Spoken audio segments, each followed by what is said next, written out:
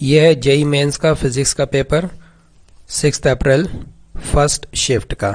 देखते हैं इसका सॉल्यूशन। पहला क्वेश्चन है choose the correct graph of electric potential for uniformly charge hollow sphere. तो ये तो सिंपल थ्योरी का क्वेश्चन है। एक हॉलो स्फेरिकल शेल में सेंटर से लेकर सरफेस तक पोटेंशियल कांस्टेंट रहता है और उसके बाद फिर वो डिक्रीज होना चालू होता है। तो potential changes like this up to capital R, it remains constant. Okay, so obviously this is the answer D. Now let us see the next question. Choose the correct graph for resistivity and temperature for a semiconducting material. Semiconductors में आपको पता होगा temperature बढ़ाने से resistivity कम होती है, क्योंकि temperature बढ़ाने से उसके अंदर चार्ज कैरियर्स जो कि इलेक्ट्रॉन्स और होल्स होते हैं उनका नंबर बढ़ता चला जाता है। तो ज़्यादा चार्ज कैरियर्स होने की वजह से रेजिस्टेंस कम होता है, मतलब रेजिस्टिविटी कम होती चली जाती है। तो आप देख सकते हैं जैसे कि ये जो ग्राफ दिया गया है इसमें रेजिस्टिविटी बढ़ते हुए दिखाई गई है। So this can not be correct, constant cannot be correct, increasing cannot be correct, so only this can be correct. So C is the right answer. Now let us see the next question. Moment of inertia हमें इस पूरे system का बताना है। ये दो solid sphere हैं, 2 kg है और radius 10 centimetre, 2 kg radius 10 centimetre. इन दोनों की ये नियरेस्ट पॉइंट की डिस्टेंस 20 सेंटीमीटर, मतलब ये आधी डिस्टेंस हो गई 10 सेंटीमीटर। तो इस एक्सिस के अबाउट बताना है मोमेंट ऑफ इनर्शिया। उसके लिए हम यूज़ करेंगे पैरेलल एक्सिस थ्योरम और उसके लिए हमें पता होना चाहिए इस एक्सिस के अबाउट ICM। तो ICM बन जाएगा 2/5 m, मास है 2 kg इंटू रेडियस स्क्वायर। अब ये बन गया 4/500। ठीक है, ओके। अब देखिए ये है 10 और रेडियस भी है 10, तो इस एक्सिस और इस एक्सिस के बीच की जो डिस्टेंस है वो हो गई 20 सेंटीमीटर। 20 सेंटीमीटर का मतलब 0.2 मीटर। तो अब हम अप्लाई कर देते हैं for this solid sphere about this axis we have to find the moment of inertia. So let us apply parallel axis theorem. तो ये होता है ICM हमें पता है 4/500 और मास है 2 kg और x का वैल्यू है 0.2। तो ये हमको मिल रहा है 4/5 प्लस ये बनेगा 8/1 इंटू 1/100। ठीक है, ओके। सो ये हो गया 44/500। अब ये एक सॉलिड स्फीयर का हमने फाइंड किया, सेम इस दूसरे सॉलिड स्फीयर का होगा। तो आपको बस इसी का क्या करना है, डबल कर देना है। तो आंसर आ जाएगा 88/500 kilogram metre square. Now let us see next question. A block of mass 100 gram is attached with a spring of natural length 20 centimeter and force constant 7.5 Newton per meter. Now this system is rotated with a constant angular velocity of 5 radian per second on a horizontal smooth plane. Find out the tension in the spring. देखो ऐसा है कि एक spring है, उसकी length दी गई है 20 सेंटीमीटर, 0.2 मीटर, मतलब कि उससे हमने एक ब्लॉक बांध दिया, मास है उसका 0.1 kg। अब हम इसको घुमाना चालू कर देते हैं हॉरिजॉन्टल प्लेन पर, तो ये खिंच जाएगा, ऑब्वियसली एक्सटेंशन आ जाएगा। अगर एक्सटेंशन x हो गया तो इस स्प्रिंग की अब लेंथ कितनी हो जाएगी, 0.2 प्लस x। तो इतनी लेंथ के साथ अब ये ब्लॉक ऐसे घूमेगा तो उसके घूमने की जो सर्किल की रेडियस बनेगी वो 0.2 प्लस x हो जाएगी। तो उसको जो घूमने के लिए सेंट्रीपिटल फोर्स की ज़रूरत पड़ेगी वो होगा mr ओमेगा स्क्वायर, और m का मतलब है यहाँ पर 0.1 kg, रेडियस हो जाएगी 0.2 प्लस x और ओमेगा देखो गिवन है 5 रेडियन पर सेकेंड, तो mr ओमेगा स्क्वायर। अच्छा, ये जब स्प्रिंग x से खींचेगा ना तो इस पर फोर्स लगाएगा ये kx के बराबर, तो वही kx होगा जो ये सेंट्रीपिटल फोर्स को प्रोवाइड करेगा। अब k की वैल्यू देखो दी गई है 7.5 न्यूटन पर मीटर। ठीक है, तो इस इक्वेशन को सॉल्व करके आपको x की वैल्यू मिल जाएगी और x आ गया तो फिर जो स्प्रिंग फोर्स पूछा गया है वो kx आपको इससे मिल जाएगा। Very simple. Now let us see the next question, number 5. Range is maximum at 45 degree. Obviously this is a correct statement. और रेंज मैक्सिमम होती है जब sin 2 थीटा 1 के बराबर होता है, ये भी करेक्ट है। अच्छा, हम जो रेंज का फॉर्मूला लिखते हैं ना प्रोजेक्टाइल मोशन में, u square sin 2 theta upon g। तो रेंज हमें जब मैक्सिमम बनानी होती है तो हम क्या बोलते हैं, sin 2 थीटा मैक्सिमम बना दो एंड दैट कैन बी 1, सो इसी से फिर हमको ये रिजल्ट मिलता है कि 2 थीटा 90 डिग्री होगा तो थीटा 45 डिग्री हो जाता है। तो फिर ये जो रिजल्ट आता है वो असल में इसी से आता है। So both the statements they are correct and the second statement is a correct explanation for the first statement. Correct explanation. So A is the right answer. Now let us see the next question. The moon doesn't have atmosphere.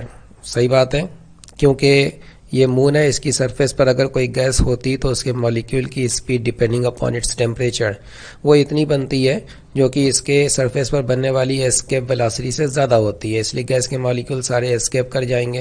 तो इसलिए यहाँ पर gas के molecule टिकते नहीं है, तो atmosphere moon की सरफेस पर नहीं होता है।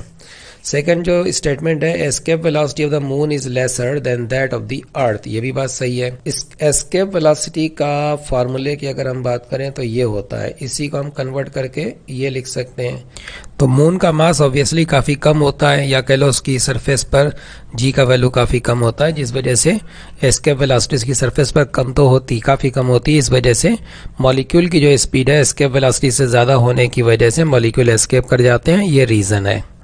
ये जो सेकंड स्टेटमेंट है ये करेक्ट तो है, लेकिन ये इसका फर्स्ट स्टेटमेंट का करेक्ट रीज़न नहीं है, क्योंकि जब आपने ये बोला, देखो ये अर्थ की एस्केप वेलोसिटी है, ये मून की एस्केप वेलोसिटी है, और ये गैस के मॉलिक्यूल की वेलोसिटी कुछ है। अब वो वेलोसिटी यहाँ पर भी हो सकती है और यहाँ पर भी हो सकती है in general. So now let us come to this next question. For the below transition of electron of hydrogen atom, find the shortest wavelength. तो इन सारे जो भी ट्रांजिशन दिए गए, एक ये ट्रांजिशन दिया गया है A, एक B, एक C और एक D, इनमें सबसे कम वेवलेंथ किस में मिलेगी? जो सबसे ज़्यादा एनर्जेटिक होगा उसमें वेवलेंथ सबसे कम होगी, एनर्जी ज़्यादा होगी तो वेवलेंथ काफ़ी कम हो जाएगी। तो आप देख सकते हैं कि ये जो ट्रांजिशन है वो सबसे ज़्यादा एनर्जेटिक है, तो आंसर ये हो जाएगा। अगला क्वेश्चन देखते हैं। टाइम पीरियड हमें बताना है, अगर मास को हम अर्थ की सरफेस के पैरेलल, मतलब ये सिस्टम हॉरिजॉन्टल है, अर्थ की सरफेस के पैरेलल ऐसे डिस्प्लेस करा के छोड़ देंगे तो ये ऑसिलेट करेगा। तो ये चीज़ तो आप थ्योरी में सीधा सीधा पढ़ते हैं, 2π√m/k1 + k2, ये होता है टाइम पीरियड, ठीक है। ये आंसर तो हो जाएगा, लेकिन अगर इनकेस सपोज आपको ये फार्मूला ना पता हो तो आप इसको ड्राइव करके देख सकते हो। एक्स से डिस्प्लेस कर दिया तो ये कंप्रेस हो गया, ये एक्सटेंड हो गया, ये इधर फोर्स लगाएगा, ये इधर फोर्स लगाएगा, ये k2x लगाएगा, ये k1x लगाएगा, दोनों मिलकर के k2x + k1x ये फोर्सेस लगेंगे, ये टोटल फोर्स हो जाएगा। और डायरेक्शन अपोजिट है तो एक माइनस लगा देते हैं। अब देखो ये हमें फोर्स मिल गया, इसको मास से डिवाइड कर दो, ये एक्सेलरेशन आ जाएगा, कंपेयर करके ω² आ गया, मतलब ओमेगा आ गया, मतलब टाइम पीरियड आ जाएगा। चलो अगला क्वेश्चन देखते हैं। A planet has density same as that of the earth. देखो एक प्लैनेट है P और ये रही अर्थ E, डेंसिटी दोनों का सेम है, row and row. Mass double है अर्थ का मास अगर m है तो इसका मास है 2m। If the weight of an object on the earth is W, अर्थ की सरफेस पर एक ऑब्जेक्ट रखी गई है, उसका वेट है W। तो जब ये इस प्लेनेट की सरफेस पर रखी जाएगी तो इसका वेट W' कितना हो जाएगा, ये हमें फाइंड करना है। तो देखो वेट का मतलब होता है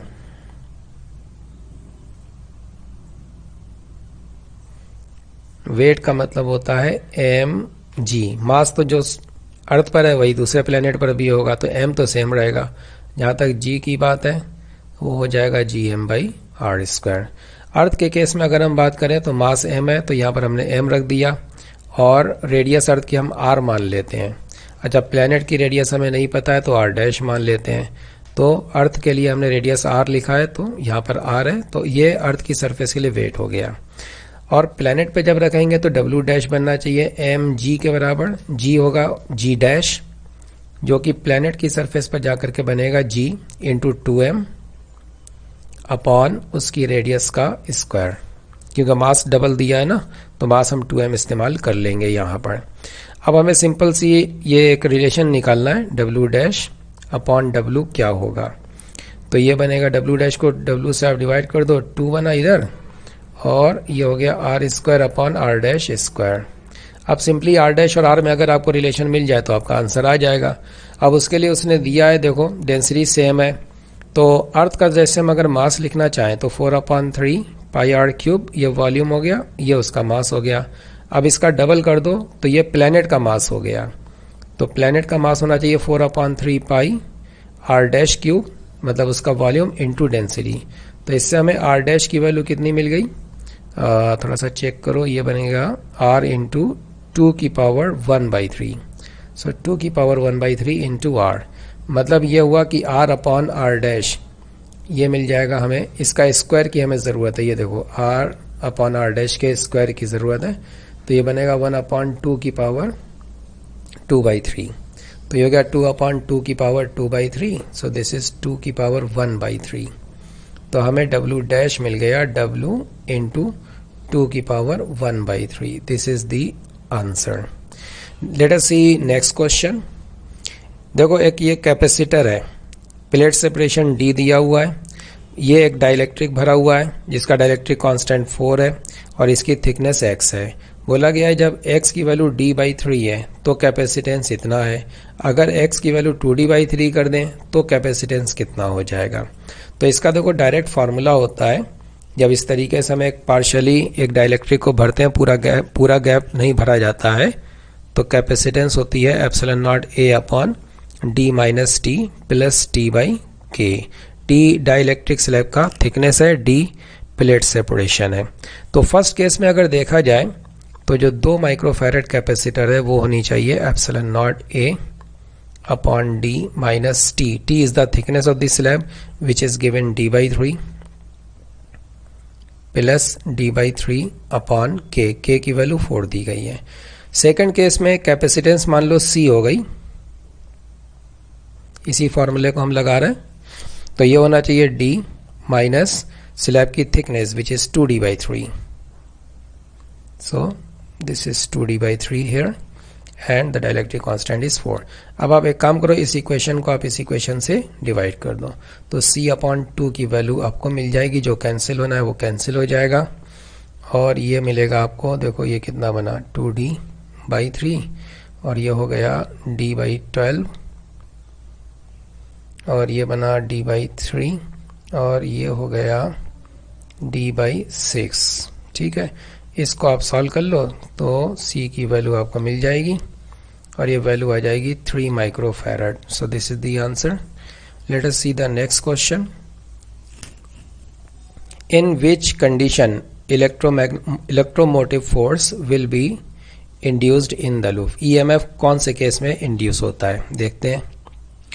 A loop is moving with uniform velocity in a uniform magnetic field perpendicular to its plane। देखो जैसे ये मैग्नेटिक फील्ड है, यूनिफॉर्म है और ये लूप रख दिया हमने मैग्नेटिक फील्ड के प्लेन के परपेंडिकुलर। अब इसको इसके प्लेन के परपेंडिकुलर आप मूव कराओ या किसी भी तरफ आप मूव कराओ, कैसे भी मूव करा लो, इसमें इसका ओरिएंटेशन तो हम चेंज कर नहीं रहे क्योंकि घुमा तो रहे नहीं है। तो जो एरिया वेक्टर है ना तो उसका मैग्नीट्यूड एरिया का चेंज हो रहा है ना उसकी डायरेक्शन चेंज हो रही है, मैग्नेटिक फील्ड भी चेंज नहीं हो रहा है।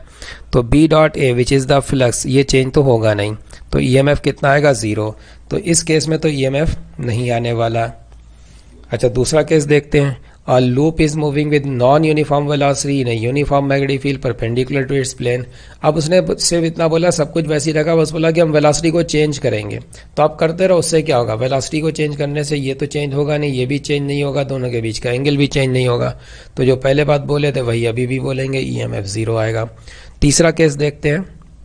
A loop is rotating about its diameter in a uniform magnetic field। तो कितनी सिंपल चीज़ है, ये सब आप थ्योरी में पढ़ते हैं। जो AC जनरेटर का फंडा आपको पढ़ाया जाता है ना, यूनिफॉर्म मैग्नेटिक फील्ड, उसमें ये कॉइल रख दिया और इसको ऐसे हमने घुमाना चालू कर दिया, तो इसमें ऑब्वियसली EMF आता है। उसका फार्मूला भी आपको शायद याद हो, NBA omega cos omega sine omega t, ये इंड्यूस्ड EMF बनता है। तो इसमें इंड्यूस EMF आ जाता है। Area of A loop is changing in a uniform magnetic field. अभी देखो बात वही आ गई कि B.A जो था, even when we are not changing the angle, we are not changing the magnetic field, but we are changing the area. तो area change करोगे तो फ्लक्स चेंज हो जाएगा, फ्लक्स चेंज होगा तो EMF आ जाएगा। तो 3 में और 4 में, मतलब S3 और S4। So this is the answer. In cases में EMF इंड्यूस हो जाएगा। अगला क्वेश्चन देखते हैं। हाइट एक एंटीना की है जिसको हमने 21% इंक्रीज कर दिया, तो फिर रेंज में कितना % इंक्रीमेंट है ये बताना है। देखिए एंटीना की जो रेंज होती है, अर्थ की रेडियस है r इंटू 2 इंटू एंटीना की हाइट, ये इस मैनर में इस पर डिपेंड करती है। इसका मतलब हम बोल सकते हैं कि d इज प्रोपोर्शनल, जो रेंज है d वो हाइट के स्क्वायर रूट के प्रोपोर्शनल है। अब जब आप हाइट को 21% बढ़ाओगे, मतलब कि 1.21 इंटू एच करोगे, 21% बढ़ा दिया, पहले h था और h का हमने 21% बढ़ा दिया, तो देखो ये कितना बन गया 1.21 इंटू एच। तो इतने टाइम जब h को कर दोगे तो देखो 1.21 का स्क्वायर रूट के बाहर ये नंबर आएगा तो 1.1 बन जाएगा कि नहीं। इसका मतलब बाद में जो रेंज होगी d डैश वो इतनी बननी चाहिए, बाकी 2r जो अंदर है जैसा था वैसे ही रहेगा। पहले ये रेंज थी d और अब जो रेंज है d डैश वो ये बन गई। तो बोल रहा है परसेंट चेंज कितना होगा, तो परसेंट चेंज हो जाएगा d dash minus d upon d into 100। अब ये आप कैलकुलेट करके देख लो, basically this is 1.1 minus 1 upon 1 into 100। बाकी ये जो कॉमन फैक्टर्स हैं ये सब कैंसिल हो जाएंगे ऊपर नीचे से, ठीक है। तो ये आ गया 10%, दैट इज द आंसर। अब देखो अगला क्वेश्चन देखते हैं, बहुत सिंपल क्वेश्चन है। ये जो दो इक्वेशन इसने दिए हैं ये असल में एक इलेक्ट्रोमैग्नेटिक वेव का इक्वेशन है। फिर पूछ रहा है ratio of energy density of electric field and magnetic field is how much. तो ये आपको फॉर्मूला देखो याद रहना चाहिए, 1/4 epsilon not E naught square. This is the energy density corresponding to this oscillating electric field in the electromagnetic wave. Similarly, B naught square upon 4 mu naught. This is the energy density associated with the magnetic field, this magnetic field. Okay. और इनकी जो values होती हैं using this equation E naught equal to CB naught, ये दोनों values बराबर आती हैं। तो एवरेज वैल्यू इलेक्ट्रिक फील्ड के करस्पॉन्डिंग और मैग्नेटिक फील्ड के करस्पॉन्डिंग ये दोनों बराबर होती हैं, तो फिर इनका जो रेशियो है वो आएगा 1:1। Now let us see the next question. Question number 14, a uniform current carrying cylindrical wire carries current I having radius A, magnetic field with distance x varies. तो मैग्नेटिक फील्ड x के साथ कैसे change होगा, ये तो सीधा सीधा theory में पढ़ाया जाता है। इतने सिंपल देखो क्वेश्चन है, आप सिंपल तरीके से अगर पढ़ लो, सब कुछ याद रख लो ना, तो 95-98% क्वेश्चन तो आप बड़ी आसानी से ऐसे ही कर लोगे, कुछ सोचना नहीं पड़ेगा मेंस में। ये रेडियस R है, टोटल करंट जो जा रही है वो I है, वो पूरे क्रॉस सेक्शन एरिया पर डिस्ट्रीब्यूटेड है, तो ये करंट पर यूनिट एरिया हो जाता है। अब अंदर के पॉइंट पर अगर तुम्हें मैग्नेटिक फील्ड चाहिए तो ये हम एम्पियर लॉ लगाते टाइम एम्पियर लूप लेते हैं, और इससे अंदर से जो करंट पास हो रही है इसके अंदर का एरिया πx² है, तो उससे इतनी करंट पास होगी। तो enclose current into mu naught, ये हो जाता है b डॉट dl का integration which is b into 2πx।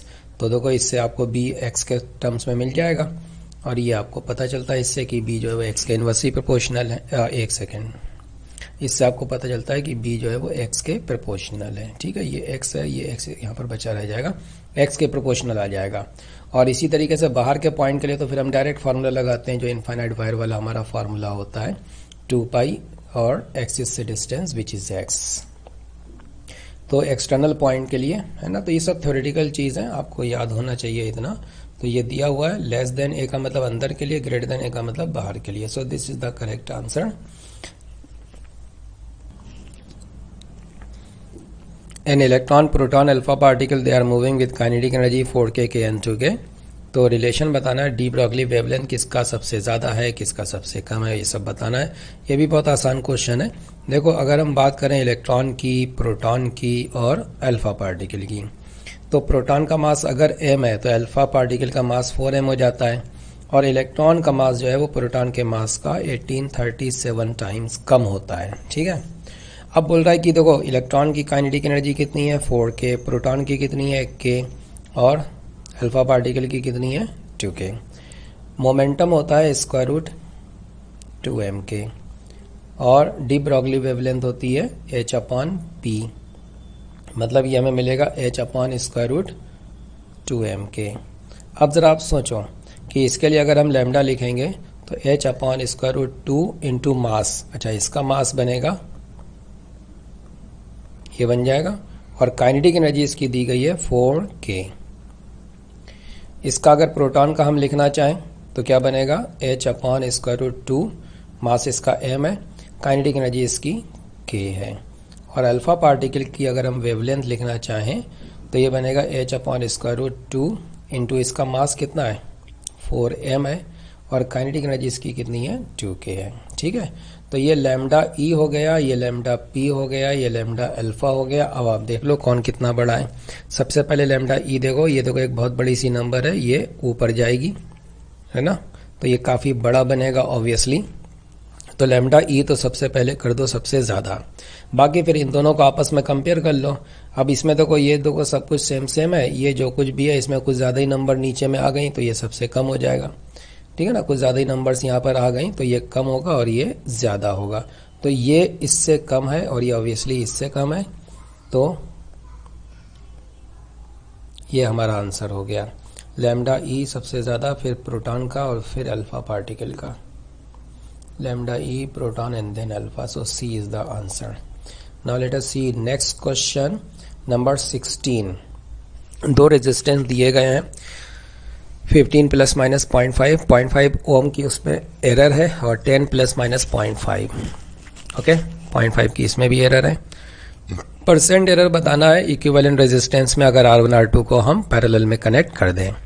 देखो पैरेलल में जो आप कनेक्ट करोगे इसमें सबसे पहले तो देखो एक काम ये करते हैं कि पैरेलल में अगर हमने कनेक्ट किया 15 और 10 को, तो let us calculate what is the net resistance. Suppose that this is R, तो ये बनेगा 15 इंटू 10 अपॉन 15 प्लस 10,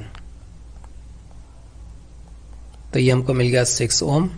ओके, अब देखो net resistance R1 into R2 upon R1 plus R2 होता है। तो R जो है वो R1 R2 दो वेरिएबल्स का फंक्शन है, तो R की जो एरर आएगी एब्सोल्यूट एरर वो बनेगी del R upon del R1 into DR1 plus del R upon del R2 into DR2। ठीक है, ये एब्सोल्यूट एरर कैलकुलेट करने का जनरल फार्मूला है। अब इसके लिए हमें चाहिए del R upon del R1 और del R upon del R2 चाहिए पार्शियल डेरिवेटिव्स। तो अपनी आसानी के लिए हम इसको ऐसे लिख देते हैं 1/R equal to 1/R1 1/R1 plus 1/R2। इसको आप डिफ्रेंशिएट कर दो R1 के रेस्पेक्ट में।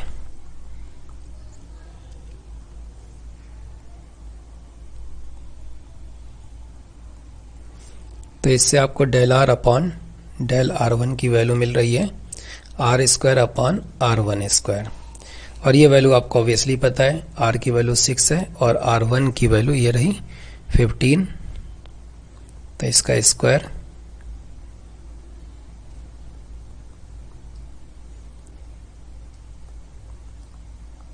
फोर अपॉन 25 आ गया। इसी तरीके से अगर आप कैलकुलेट करेंगे del R upon del R2 तो वो आपको मिलेगा R² upon R2 square. R का मतलब 6 और R2 का मतलब 10।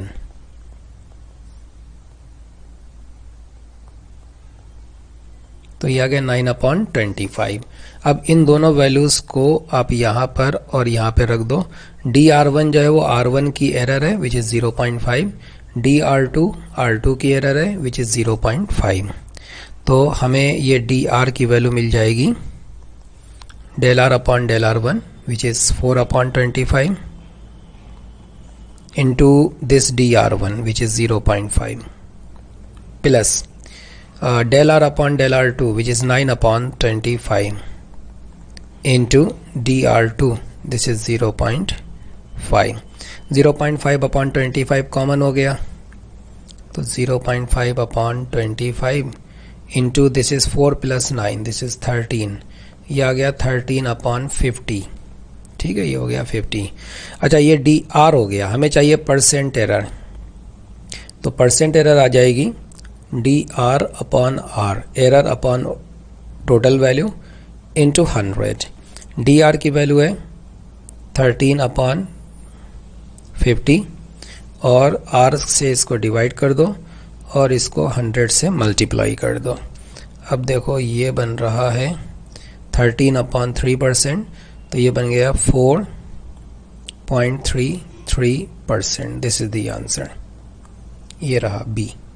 Now let us see next question Two identical current carrying coils having the same center, they are placed with their planes perpendicular to each other.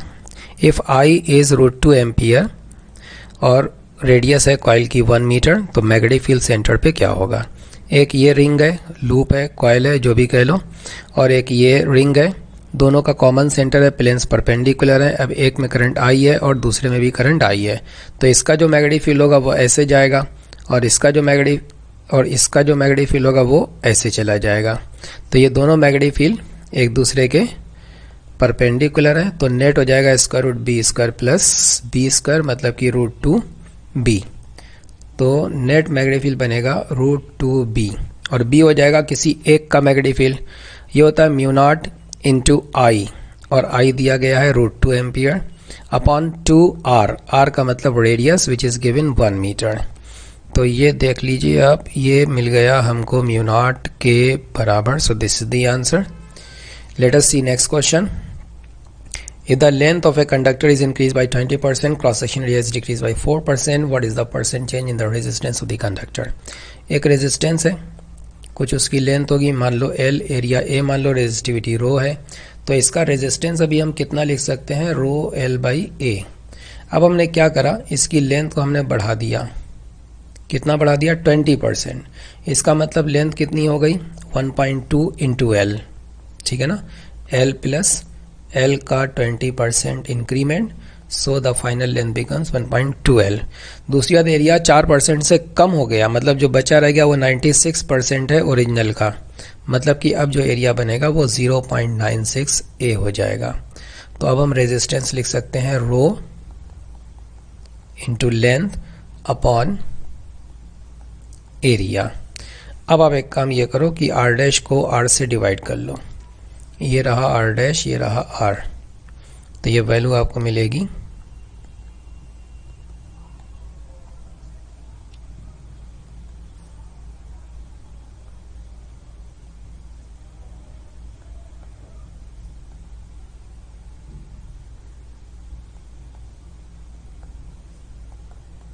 1.25, 5/4 मिल गया। तो R dash आ गया R into 5/4, तो percent change हो जाएगा R dash minus R upon R into 100। 5R/4 minus R upon R into 100, ये आ गया 1/4, ये आ गया 25%। This is the answer.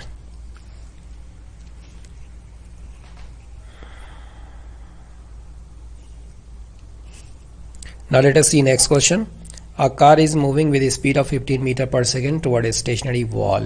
A person in the car presses the horn and experiences the change in the frequency of 40 Hz due to the reflection from the stationary wall. Find the frequency of the horn. देखो ये एक दीवार है, इधर से एक car आ रहा है, कार में एक आदमी बैठा हुआ है, कार चल रही है, वो जो फ्रीक्वेंसी एमिट कर रही है हॉर्न से आवाज़ जो निकल रही है उसकी फ्रीक्वेंसी मान लो f है, जो एक्चुअल फ्रीक्वेंसी है, यही f हमसे क्वेश्चन में पूछा गया है। कार की स्पीड दी गई है 15 मीटर पर सेकेंड, साउंड की वेलोसिटी आपको 330 लेना है।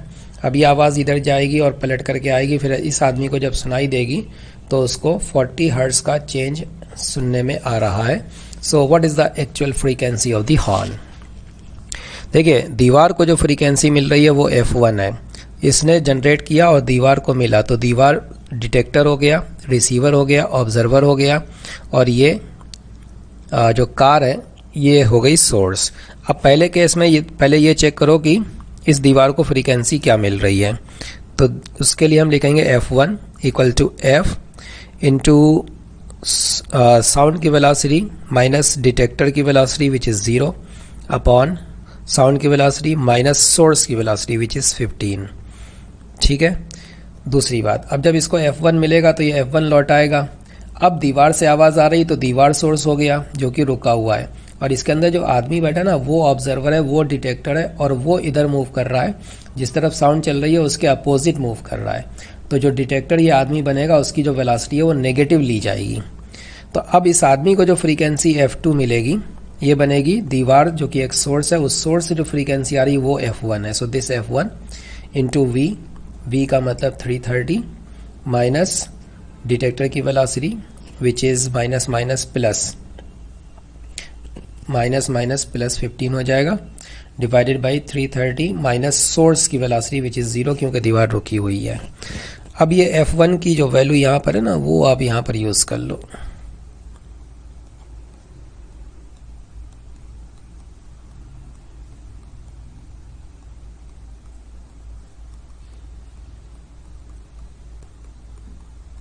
तो ये फ्रीक्वेंसी है जो उस ड्राइवर को मिलेगी। तो फ्रीक्वेंसी में जो चेंज आएगा वो F2 माइनस F1 होगा और ये दिया गया है 40 के बराबर। F2 की ये वैल्यू यहाँ पे रख दो 345 upon 315 into F minus F। तो ये हो गया F इंटू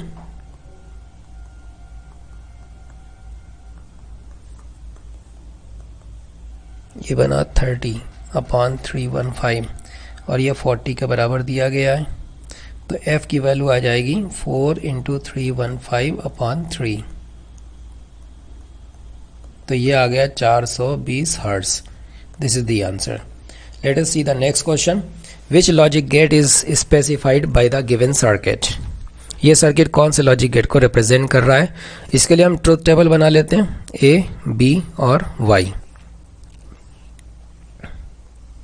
अब देखो ऐसा है कि ये एक बल्ब है, ठीक है ना। बल्ब में रेजिस्टेंस होता है ऑब्वियसली।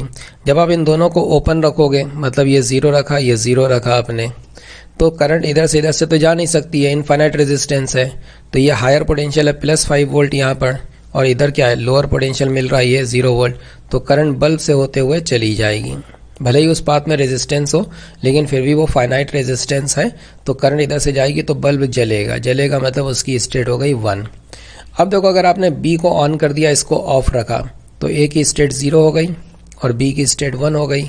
अब चूंकि आपने इसको ऑन कर रखा है ना, तो इधर 0 रेजिस्टेंस वाला रास्ता जब करंट को मिलेगा तो करंट उधर से जाने के बजाय सारी की सारी इसी तरफ से चली जाएगी। मतलब एक तरीके से ये जो बल्ब है ये शॉर्ट सर्किट हो गया, तो बल्ब तो जलेगा नहीं, तो ये आ गई बल्ब की स्टेट 0। इसी तरीके से अगर आप B को ओपन रखें और A को क्लोज कर दें, A को क्लोज कर दिया, B को ओपन कर दिया, तो ये पूरा एक कंडक्टिंग वायर बन जाएगा। Again the bulb is short circuited, तो वो जलेगा नहीं क्योंकि करंट के लिए 0 रेजिस्टेंस का पाथ अवेलेबल रहेगा। तो करंट इधर से चली जाएगी, बल्ब से नहीं जाएगी, ठीक है। फिर अगर आपने दोनों को ऑन कर रखा है, अगेन ये दोनों कंडक्टिंग वायर्स हैं तो बल्ब की शॉर्ट सर्किटिंग हो गई। दोनों को अगर आपने ऑन किया तो 1-1 हो गया और बल्ब ऑब्वियसली नहीं जल रहा है तो ये 0 हो गया। अब ज़रा सोचो कि ये हमें को जो रिजल्ट मिल रहा है ये किस हिसाब से मिल रहा है, एंड के हिसाब से, और के हिसाब से, नैंड के हिसाब से या नॉर के हिसाब से। अगर ये और के हिसाब से हम कंसीडर करें, late us see what is this A और B। A और B क्या होगा, तो देखो 0 और 0 0 होता है, 0 और 1 इज 1, 1 और 0 इज 1, 1 और 1 इज 1। ये तो हुआ और का रिजल्ट A और B। अब इसके ऊपर जब आप नॉट लगाओगे तो 0 का नॉट क्या बन जाएगा, 1 हो जाएगा, 1 का नॉट 0 हो जाएगा, नॉट 1 इज 0, नॉट 1 इज 0, ठीक है ना। सब उल्टे होकर के ये बन जाएंगे। तो ये हमको क्लियर दिखाई दे रहा है कि ये क्या बनेगा, और के ऊपर नॉट लगा हुआ है मतलब कि ये नॉर हो जाएगा। चलो अगला क्वेश्चन देखते हैं अब हम। A block of mass 100 gram is placed on a smooth surface and it is moving with acceleration of 2x। तो चेंज इन काइनेटिक एनर्जी बताना है और उसके हिसाब से फिर हमें n की वैल्यू पता करना है। क्वेश्चन की लैंग्वेज थोड़ी और प्रॉपर होनी चाहिए। बोलने का मतलब ये है कि वो स्टार्टिंग फ्रॉम रेस्ट चला और अब उसमें एक्सेलरेशन है जो कि डिस्प्लेसमेंट के साथ इस मैनर में चेंज हो रहा है।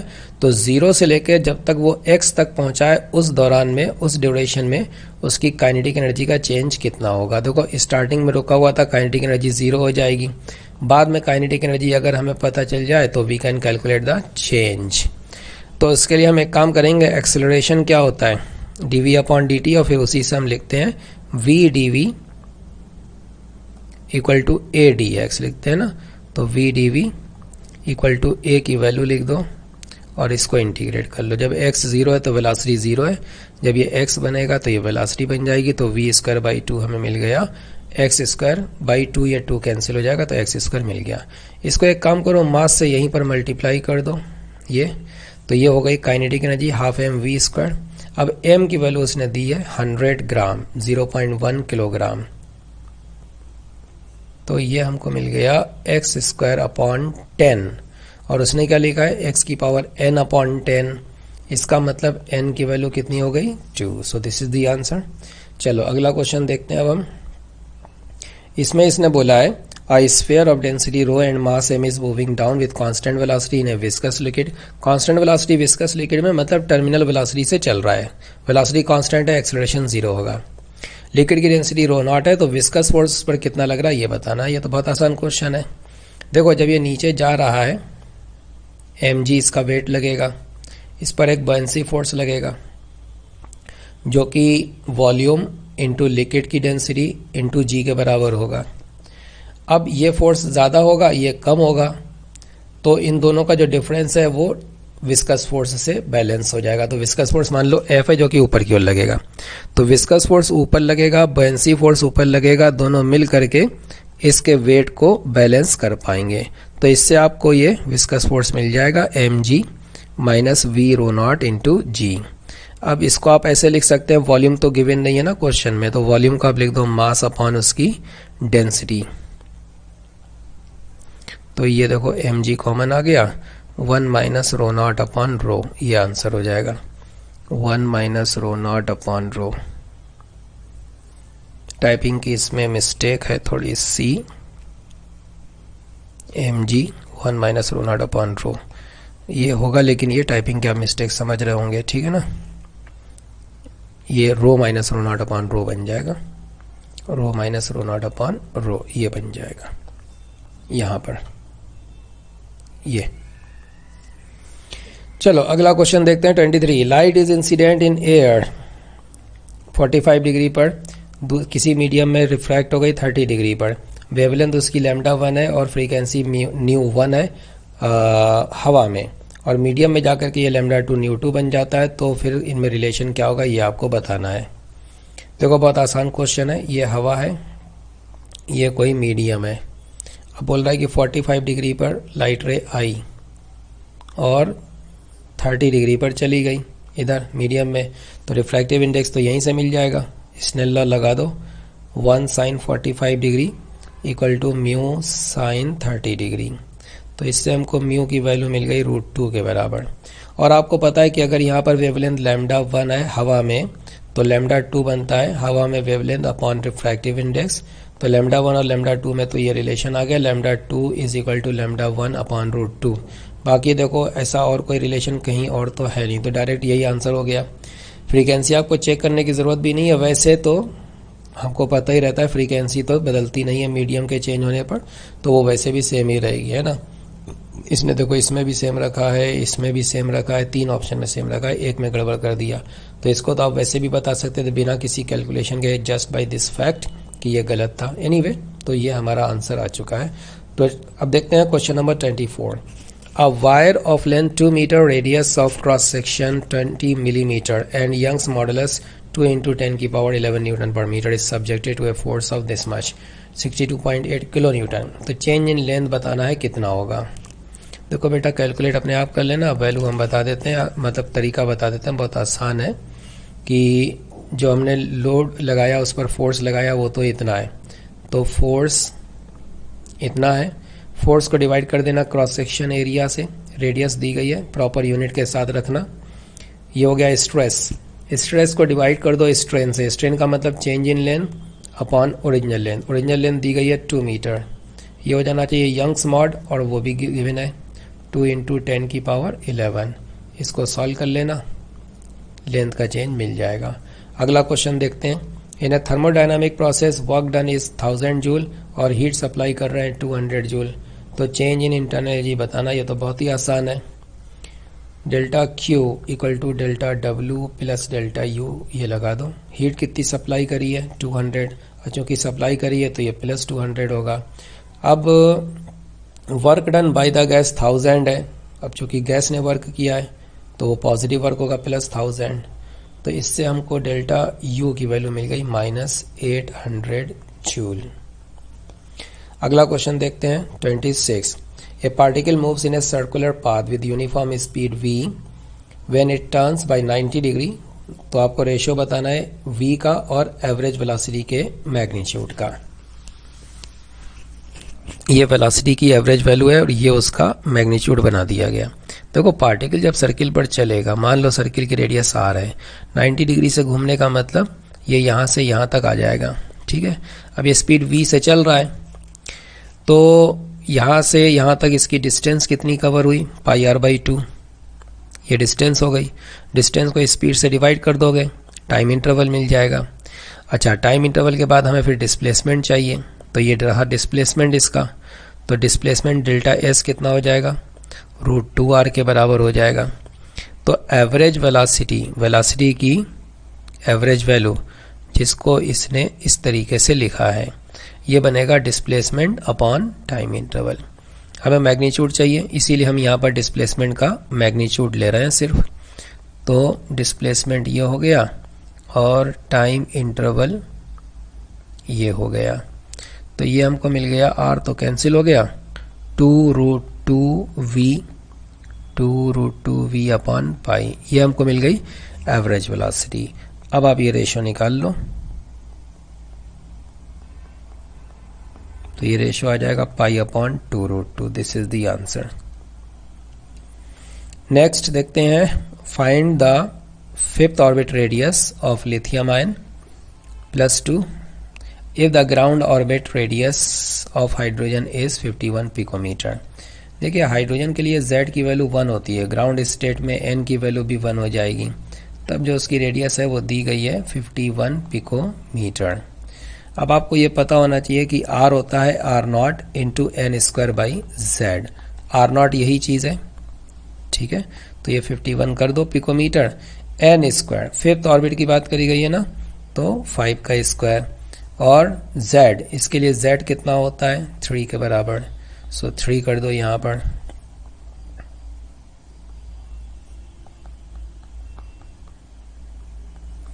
(1900/4) बनेगा,